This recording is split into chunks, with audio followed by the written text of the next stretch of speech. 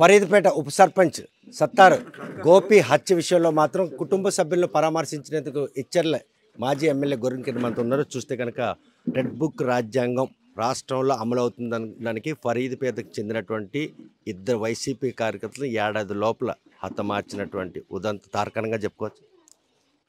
ఇది కంపల్సరిగా అదే కనిపిస్తూ ఉంది.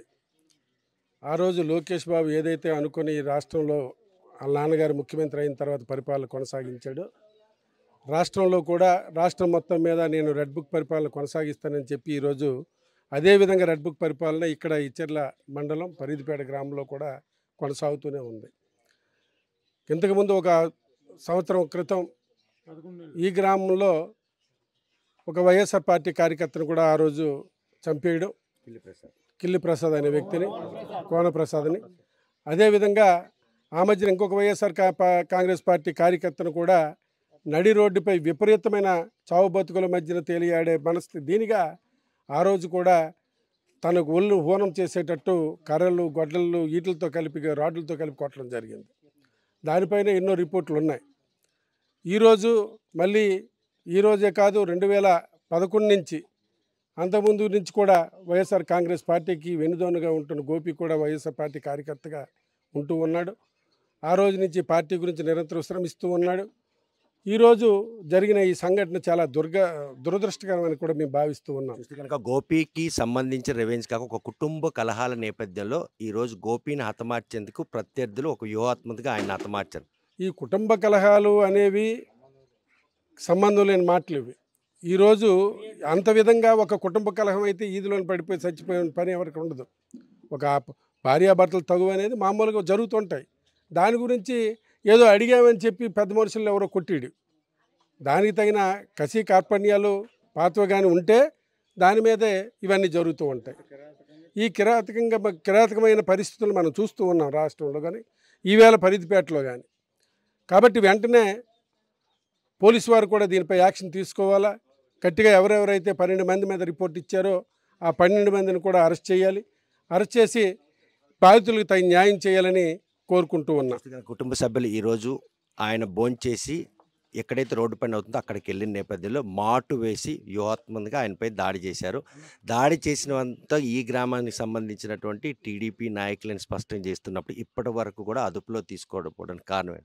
ఇప్పుడు ఏ గ్రామంలో ఈ గ్రామంలో ఉన్నవి రెండు పార్టీలు, వైఎస్ఆర్ పార్టీ, టీడీపీ పార్టీ. ఇంకో పార్టీ అనేది ఇక్కడ లేదు.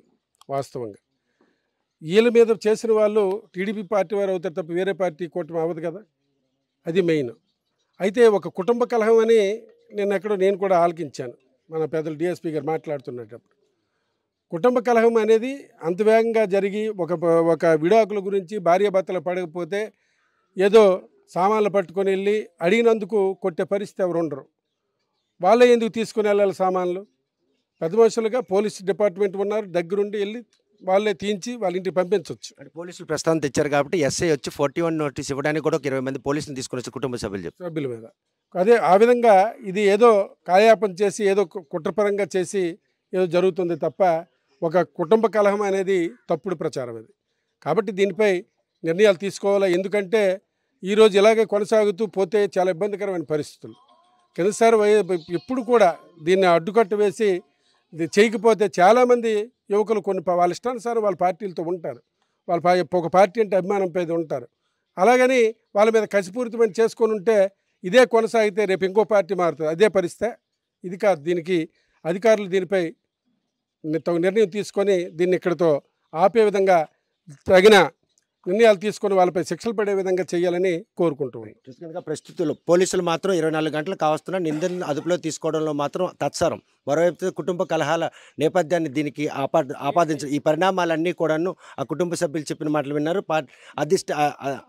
అధినేతకి ఈ విషయాన్ని చెప్పేందుకు వెళ్లేందుకు మాజీ ఎంపీ బెల్ల చంద్రశేఖర్ ఉన్నారు. చూస్తే కనుక ఆ కుటుంబ సభ్యులు చెప్పిన దాన్ని బట్టి పార్టీ అధినేత ఆదేశాల మేరకు కుటుంబ సభ్యులను పరామర్శించారు. వాళ్ళు ఏం చెప్పారు, వాళ్ళకి జరిగినటువంటి అన్యాయంపై పార్టీ అధినేత ఎటువంటి గైడ్లైన్స్ తీసుకుంది? ముందుగా వైఎస్ఆర్ కాంగ్రెస్ పార్టీ ఉప సర్పంచ్ ఆయన మా కుటుంబ సభ్యుడు. నిజంగా ఆయన చనిపోవడం అనేది చాలా దురదృష్టకరం. ఈ రాష్ట్రంలోనే మీరు చూస్తూనే ఉన్నారు. నిరంతరం కూడా డైవర్స్ పాలిటిక్స్ చేస్తూ ఏదైతే రెడ్ బుక్ పరిపాలన రాజ్యాంగంలో అంబేద్కర్ రాజ్యం కాకుండా రెడ్ బుక్ రాజ్యాంగాన్ని ఈ రాష్ట్రంలో నడిపిస్తున్న పరిస్థితి కనిపిస్తుంది. ఇవాళ మరి చనిపోవడం దురదృష్టకరం. మరి ఆ భార్యని వాళ్ళ పిల్లల్ని కూడా పెద్దలు జగన్మోహన్ రెడ్డి గారి ఆదేశాల మేరకు నేను, నాతో పాటు కిరణ్తో పాటు మా వైఎస్ఆర్ పార్టీ కుటుంబ సభ్యులందరూ కూడా ఈరోజు రావడం జరిగింది. వాళ్ళు పరామర్శించాం. ఏం జరిగిందని ఏంటంటే, ఒకటి మహేష్ అనే కుర్రాడు భార్యాభర్తల గొడవ. ఆ భార్యాభర్తల గొడవ మహేష్ అనేవాడు మాకు వైస్ సర్పంచ్ ఉప సర్పంచ్ దగ్గర పనిచేస్తూ ఉన్నాడు.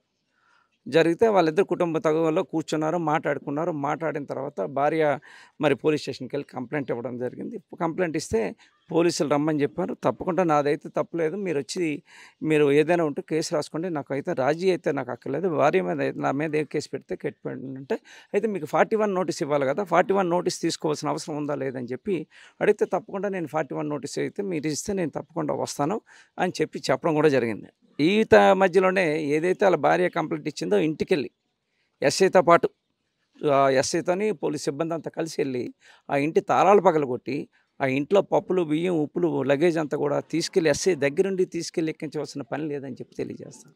ఇది ఆయన చేతిలో తీసుకోవాల్సిన పరిధి కాదు, ఇది కోర్టు తీసుకోవాల్సిన నిర్ణయం. ఎస్ఐ గారు ఆ పని చేయడం అనేది చాలా తప్పని చెప్పి తెలియజేస్తున్నాను. ఈ గ్రామం ముందు నుంచి కూడా గతంలో కూడా గ్రామం ఫ్రాక్షన్ విలేజ్ అనేక సమస్యలతో కూడుకుంది. గతంలో ఒక అతను చంపేశారు ఒక డ్రైవర్ని. ఆ తర్వాత ఇంకో కుర్రోడిని తలబద్దలు కొట్టి ఇబ్బంది పెట్టే పరిస్థితి ఉంది. ఇవాళ గ్రామంలో ఒక పికెటింగ్ నడుపుతున్నప్పటికీ కూడా కావాలని ఇంటెన్షన్గా ఏదైతే కూటమి పాలన ఉందో, కూటమి పాలన ఏదైతే ఉందో దాన్ని నడిపించి ఆ రెడ్ బుక్ రాజ్యాంగాన్ని అమలు చేసే కార్యక్రమం కానీ ఇవాళ నడుస్తూ ఉంది తప్పించి అది కాదు. ఇవాళ నిజంగా కుటుంబ సమస్య అంటున్నారు. భార్యాభర్తలు కూడా అంత సీరియస్గా ఎస్సీ గారు వెళ్ళి వాళ్ళ తాలూకా ఇంట్లో ఉన్న సామాన్లు కానీ ఇంట్లో ఉన్న వస్తువులు కానీ తీయవలసిన ఆయనకు అధికారం, అసలు తాళాలు పగలగొట్టే అధికారం ఆయనకు లేదు, దగ్గరుండి కొట్టించవలసిన పని లేదు. అది అదునుగా తీసుకొని ఇవాళ అలా ఎస్ఐ గారు ఉంటుండగానే కావాలనే మరి గోపిని ఇవాళ కావాలని హతమార్చడం కూడా జరిగింది. గ్రామస్తులు బంధువులు చెప్పిన దాన్ని బట్టి ఏదైతే 41 నోటీస్ జారీ చేయడానికి వచ్చారో రావడంతో పాటు ఆమె ఇంటికి వెళ్ళి ఆ సామాన్లు తీసుకునే క్రమంలో ఎస్ఐ ఊర్లో ఉంటుండగానే గోపిని మాత్రం ఈరోజు అక్కడ హత్య చేశారు అన్నటువంటి పరిణామం కూడా కనిపిస్తుంది. అది తప్పకుండా జగన్ గారి దృష్టికి తీసుకెళ్తాం. అంతేకాకుండా ఇది డిఐజీ గారి దృష్టికి తీసుకెళ్తాం, డీజీపీ దృష్టికి తీసుకెళ్తాం. ఇవాళ జరుగుతున్న పరిపాలన ఒక ఎస్సీ గారు ఒక పక్క కూటమి ప్రభుత్వానికి కావాలని చేస్తుంటే అది ఎంతవరకు సభవించేస్తామని అడుగుతా ఉన్నాం. ఆయన మీద కూడా కేసు కట్టవలసిన అవసరం ఉంది. ఇవాళ ఆయన వచ్చి అల్లర్లు సృష్టించి ఒక పక్కన కాసే విధంగా ఎస్ఐ చేయడం అనేది తప్పని చెప్తున్నాం. తప్పకుండా జగన్మోహన్ రెడ్డి గారు తీసుకెళ్తాం. ఇటువంటి తప్పుడు పని చేసిన పోలీసులు ఎవరిని కూడా ఉపేక్షించలేదు. మేము కూడా మాకు ఒక రోజు వస్తుంది, మాకు సమయం వస్తుంది, తప్పకుండా వాళ్ళు ఎక్కడున్నా కూడా వదిలిపెట్టాం అని చెప్పి ముఖ్యమంత్రి అంటున్నాం. మేము కూడా అది చెప్తున్నాం. ఎక్కడ కూడా వాళ్ళు వదిలిపెట్టే పరిస్థితి లేదని చెప్పి కనుక సమయం పాటించలాగుంటే గోపి ఈరోజు మన మధ్య ఉండేవాడు. అది జరిగేది కాదు.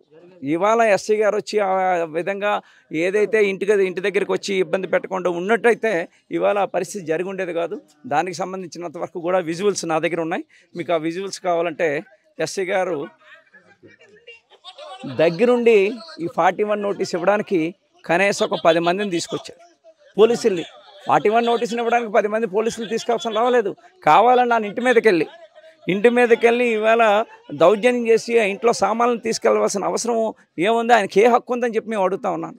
ముందు దాని విషయమే మేము కోర్టుకు వెళ్తాం. పోలీసుల మీద చర్య జరిగిపోతే ఎస్ఐ మీద కూడా మేము పోలీసు కంప్లైంట్ ఇచ్చి మళ్ళీ ఆయన మీద కూడా కోర్టుకు వెళ్ళే పరిస్థితి ఉందని చెప్పి తెలియజేస్తాం.